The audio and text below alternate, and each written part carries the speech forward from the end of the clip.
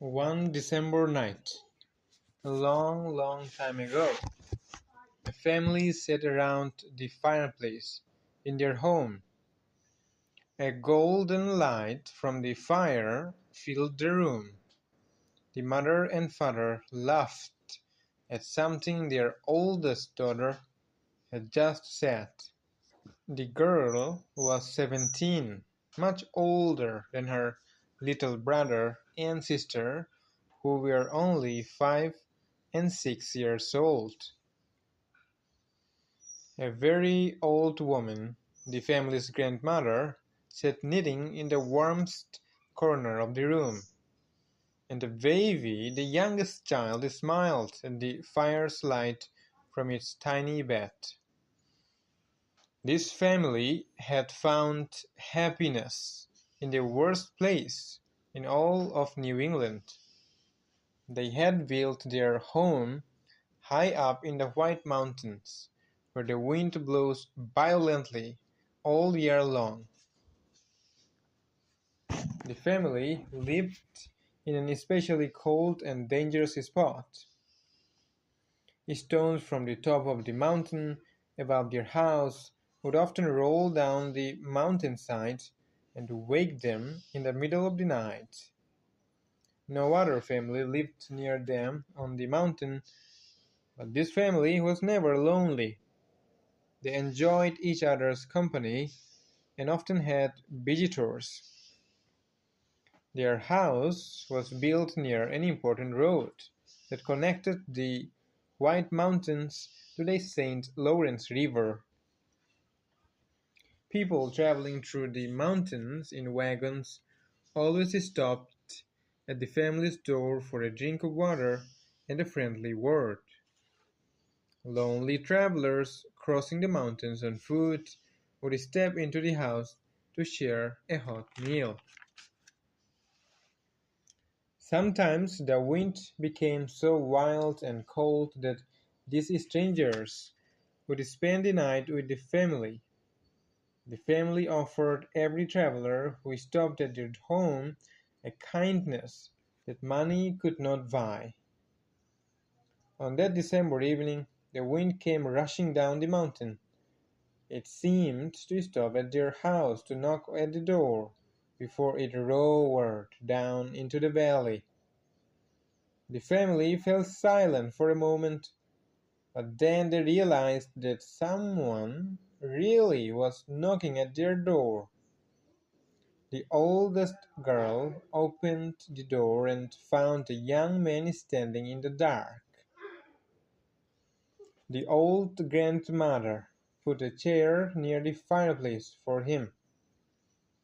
The oldest daughter gave him a warm, shy smile, and the baby held up its little arms to him.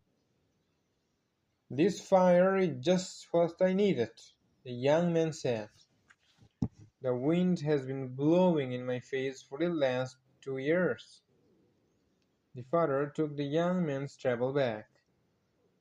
"Are you going to Vermont?" the older man asked. "Yes, to Burlington," the traveler replied. "I wanted to reach the valley tonight, but when I saw the light in your window, I decided to stop. I'd like to sit and enjoy your fire and your company for a while." As the young man took his place by the fire, something like heavy footsteps was heard outside. It sounded as if someone was running down the side of the mountain, taking enormous steps. The father looked out one of the windows. "That old mountain has thrown another stone at us again. He must have been afraid we would forget him.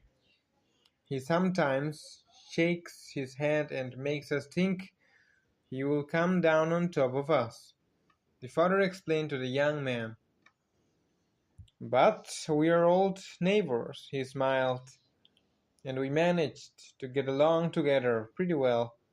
Besides, I have made a safe hiding place outside to protect us in case a slide brings the mountain down on our heads." As the father spoke, The mother prepared a hot meal for the guest.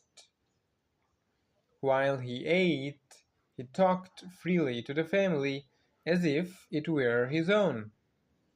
This young man did not trust people easily, yet on this evening something made him share his deepest secrets with these simple mountain people. The young man's secret was that he was ambitious.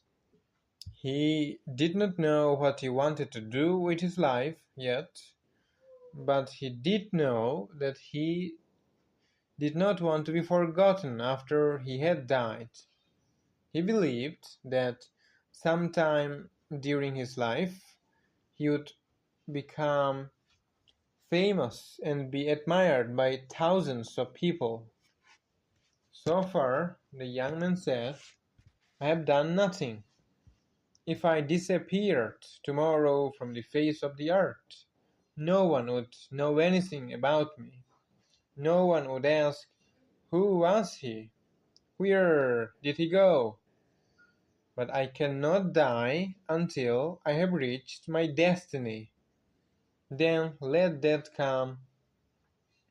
I will have built my monument. The young man's powerful emotions touched the family. They smiled. You laugh at me, the young man said, taking the oldest daughter's hand. You think my ambition is silly? She was very shy and her face became pink with embarrassment. It is better to sit here by the fire, she whispered, and be happy even if nobody thinks of us. Her father stared into the fire. I think there is something natural in what the young man says, and his words have made me think about our own lives here. It would have been nice if we had had a little farm down in the valley, some place where we could see our mountains without being afraid they would fall on our heads. I would have been respected by all our neighbors, and when I had grown old, I would die happy in my bed. You would put a stone over my grave so everyone would know I lived an honest life. You see, the young man cried out, it is in our nature to want a monument. Some want only a stone on their grave, others want to be a part of everyone's memory. But we all want to be remembered after we die. The young man threw some more wood on the fire to chase away the darkness. The firelight fell on the little group around the fireplace, the father's strong arms and the mother's gentle smile.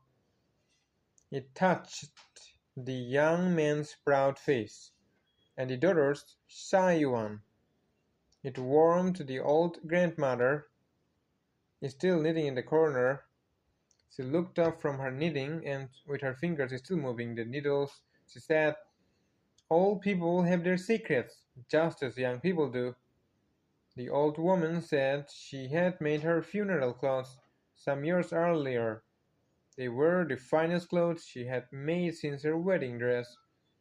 She said her secret was a fear that she would not be buried in her best clothes. The young man stared into the fire. Old and young, he said, we dream of graves and monuments. I wonder how sailors feel when their ship is sinking, and they know they will be buried in the wide and nameless grave that is the ocean. A sound rising like the roar of the ocean shook the house. Young and old exchanged one wild look.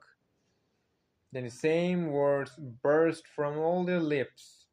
The slide! The slide! They rushed away from the house into the darkness to the secret spot the father had built to protect them from the mountain slide. The whole side of the mountain came rushing toward the house like a waterfall of destruction. But just before it reached the little house, The wave of earth divided in two and went around the family's home. Everyone and everything in the path of the terrible slide was destroyed, except the little house. The next morning, smoke was seen coming from the chimney of the house on the mountain. Inside, the fire was still burning. The chairs were still drawn up in a half circle around the fireplace. It looked as if the family had just gone out for a walk. Some people thought that a stranger had been with the family on that terrible night, but no one ever discovered who the stranger was. His name and the way of life remained a mystery. His body was never found. This is the end.